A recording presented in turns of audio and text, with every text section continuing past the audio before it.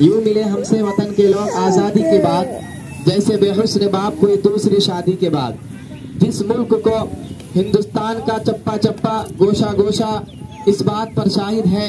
जब हिंदुस्तान की सरजमीन पर तन के गोरे मगर मन के काले अंग्रेजों का नापाक साया पड़ा, सबसे पहले अंग्रेजी इक़्तिदार के खिलाफ इल्मी बगावत हमने बुलंद किया।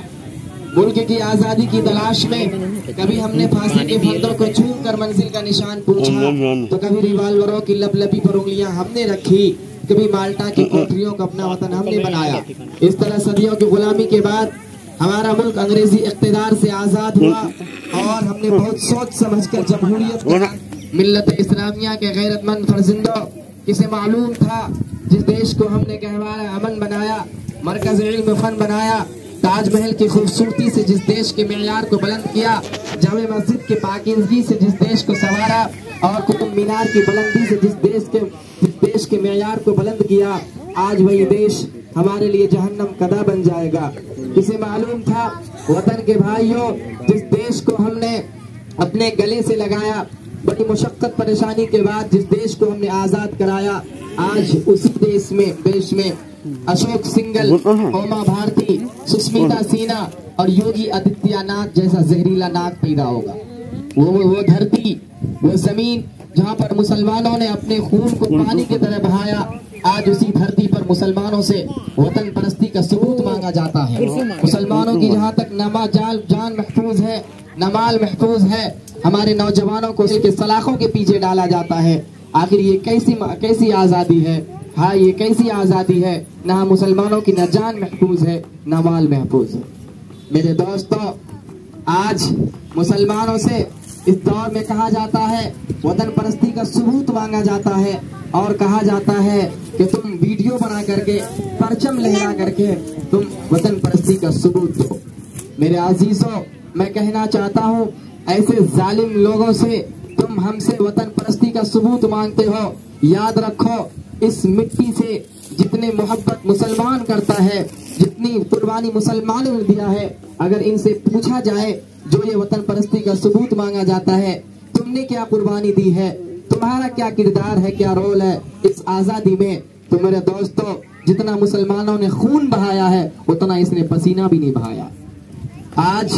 दुनिया के किसी भी लेबोरेटरी के अंदर इस मिट्टी को टेस्ट करवाओ, मुसलमानों की आज़ादी की खुशबू तुम्हें उस मिट्टी के अंदर मौजूद मिलेगी। लेकिन मेरे दोस्तों, मैं आपको यही पैगाम दूंगा, इनका एक मकसद है कि मुसलमान जो है वो कम हिम्मत हो जाए, मुसलमान जो है वो हौसले को पस्त कर दे। लेकिन आप एक पैगाम लेकर के यहाँ से जाइए, हमको पस्त नहीं होना है। वो अल्लाह कल भी जिंदा था, वो अल्लाह आज भी जिंदा है। जिस अल्लाह तबारक व तआला ने कल 1450 साल पहले पैगंबर आजम की और सहाबा किराम रिजवानुल्लाह तआला अलैहिम अजमईन की दुश्मनाने इस्लाम से कल अल्लाह हिफाजत किया था, वो अल्लाह जिंदा है मुसलमानों। और याद रखो, इस धरती के अंदर हम जन्म लिए हैं और इसी धरती के अंदर हमको लौट करके जाना है, इसी धरती के अंदर हम जमीन के अंदर हम दफन होंगे। मुसलमानों, याद रखो, आज वो हिंदुस्तान जिसकी हुर्रियत के बाद मुसलमानों ने, मैं तारीख के एक झलक आपको बताऊं फिर उसके बाद बात को खत्म कर दूं। वो हिंदुस्तान जिसकी हुर्रियत के बाद मुसलमानों ने अपने खून जिगर से सींचा था, वो हिंदुस्तान जिसकी आजादी की खातिर बहराना आशना साहिल में कूद पड़े थे और मौजे से खेलते मझधार तक जा पहुंचे थे। बेपनाह कुर्बानियों के जरिए जो हिंदुस्तान को मुसलमानों ने आजाद किया, आज उसी हिंदुस्तान में मुसलमानों को तरह तरह की परेशानियां, मुसलमानों के साथ जुल्म सितम, मुसलमानों के साथ घिनौनी और नापाक हरकतें की जा रही है।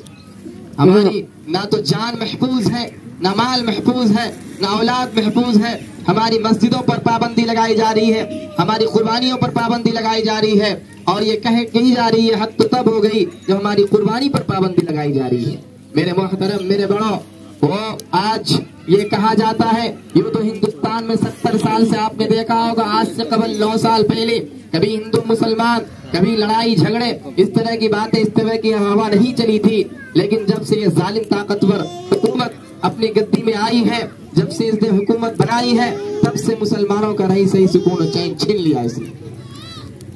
मेरे दोस्तों, मेरे बड़ों, आप इस पैगाम को लेकर जाइए। और आज ये कहा जाता है मेरे बड़ों کہ جتنے بھی فسادات ہو رہے ہیں، کہیں ہماری مسجد کو توڑا جا رہا ہے، کہیں ہمارے مدارس کو توڑا جا رہا ہے، اور یہ کہا جاتا ہے یہ مدرسے میں جو ہے دہشت گردی کا اڈا قرار دیا جاتا ہے، کہتا ہے جتنے مدرسے میں پڑھتے ہیں یہ تمام کے تمام دہشت گرد ہے، اگروادی ہے، فسادی ہے۔ مسلمانوں تم فسادی نہیں ہو، رب نے آپ کا نام رب نے رکھا ہے، هو سماکم المسلمین، تم مسلمان ہو۔ یہ کھڑے ہو کر پیشاب کرنے والے جو اپنی پیشانی کو اپنے مقدس اپنے اللہ تبارک و تعالیٰ کے سامنے نہیں جھکاتے، یہ فسادی ہے، یہ اگروادی ہے، یہ ملحد ناہنجار قسم کے انسان آج کہتا ہے یہ جتنے فسادات ہو رہے ہیں ان سب کے پیشوا لیڈر یہ ملا ہے، پہلے ان کو ختم کرو۔ لیکن یاد رکھو اگر آپ کے دلوں کے اندر چنگاری باقی ہے، اگر آپ کا ضمیر زندہ ہے، یہ تہیا کرو جسم کے اندر جان ہماری باقی ہے،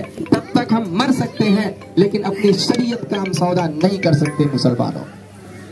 ہم تمہاری دھمکیوں سے خوف کھا سکتے نہیں، ظلم کے آگے ہم اپنا سر جھکا سکتے نہیں، اور یہ تاریخ اپنا ہے، یہ اپنا فلسفہ ہم زمانے میں دبانے سے ابھرتے ہیں سدا۔ میرے محترم میرے بڑوں، اگر یہ ملک ہماری جان مانگے ہم جان کو پیش کریں گے، اگر یہ ملک ہماری اولاد کو مانگے ہم اولاد کو پیش کریں گے، لیکن مسلمان کبھی یہ گوارا نہیں کر سکتا کہ ہمارا ایمان کو چھینا جائے، مسلمان نبی کی جاہ و جلال دے دے، یہ کبھی نہیں ہو سکتا۔ آپ حضرات کو سن 1947 سے پہلے وہ تاریخ یاد ہوگی جب حضرت عبدالعزیز رحمت اللہ علیہ میدان جہاد میں جب کود پڑے تھے، انہوں نے کہا تھا جب تک تم اس انگریز کے خلاف انگریز کو اس ملک سے بھگا نہیں دو گے، ان کے خلاف انہوں نے فتویٰ دے دیا جنگ کا، کہا جنگ کرنا فرض ہے، فتویٰ دیا، اور یہ تہیا کر لیا تھا کہ مسلمانوں جب تک اس انگریزوں کی غلامی کے زنجیروں کے ہم ٹکڑے ٹکڑے نہیں کر دیں گے تب تک ہم چین سے نہیں سو سکتے ہیں، تب تک ہم چین سے نہیں مر سکتے ہیں۔ اور اس وقت ٹیپو سلطان میسور کی دھرتی پر وہ ٹیپو سلطان جنہوں نے انگریزوں کے خلاف جنگ کرتے کرتے شہید ہو گئے، اور میسور کی دھرتی سے یہ پیغام دے گئے مسلمانوں کبھی بھی تم اپنے ایمان کا سودا مت کر نہ سکتے تھے، اگر جنگ میں اڑ جاتے تھے پاؤں شیروں کے بھی میدان سے اکھڑ جاتے تھے، مجھ سے شرکس ہوا کوئی تو بگڑ جاتے تھے، تیغ کیا چیز ہم توپ سے لڑ جاتے تھے، کوئی اگر صلح کے پھولوں کو پیروں سے کچل ڈالے تو شاخ کی گل کی ہر پتی پر قتل عام لکھ دینا۔ نوجوانوں کیا مسلمانوں نے اسی دن دیکھنے کے لیے مسلمانوں نے جنگ آزادی لڑی تھی؟ کیا مسلمانوں نے اس ملک کو اس لیے آزاد کروایا تھا تاکہ وہ حکومت کرے؟ نہیں، بالکل نہیں۔ مسلمانوں نے اس لیے ملک کو آزاد کروایا تھا تاکہ وہ حاکم بن جائے؟ نہیں، بالکل نہیں۔ مسلمانوں، میرے پیارے بچوں، میرے نوجوان دوستوں، میرے بڑوں، وہ اس لیے کہ مسلمانوں نے اس لیے جنگ آزادی لڑی تھی، اس ملک کو آزاد کروایا تھا تاکہ اس ملک کے اندر امن و امان کو قائم دائم رکھے، وہ اپنے ایمان کی عبادت کر سکے، وہ اپنی شریعت کی عبادت کر سکے، اور ہندوستانیوں کو انگریزوں کے غلاموں کے چنگل سے آزاد کرانے کے لیے انہوں نے اس ملک کو آزاد کروایا تھا۔ لیکن یہ انگریز تو چلے گئے، لیکن آج یہ ظالم جابر انسان ان انگریزوں کی طرح ہمارے اوپر ظلم سیاست ظلم کے پہاڑ توڑ رہے ہیں۔ یاد رکھو نوجوانوں،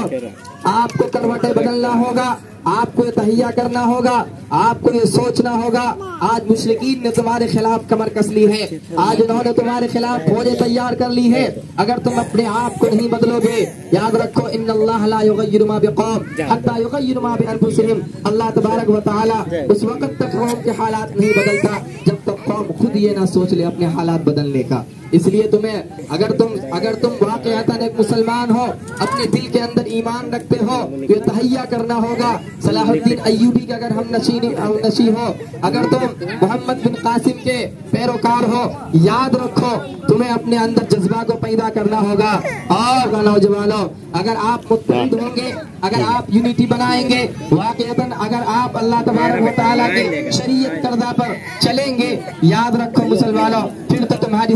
سربلندی ہوگی، پھر تو تمہارے رب ذوالجلال مدد بھی کریں گے۔ لیکن اگر آپ متحد ہو گئے، الگ ہو گئے، جس طریقے سے آج مارا جا رہا ہے، پریشان کیا جا رہا ہے، تمہارے لیے کوئی نصرت اوپر سے نہیں اتریں گے۔ پہلی بات تو یہ ہے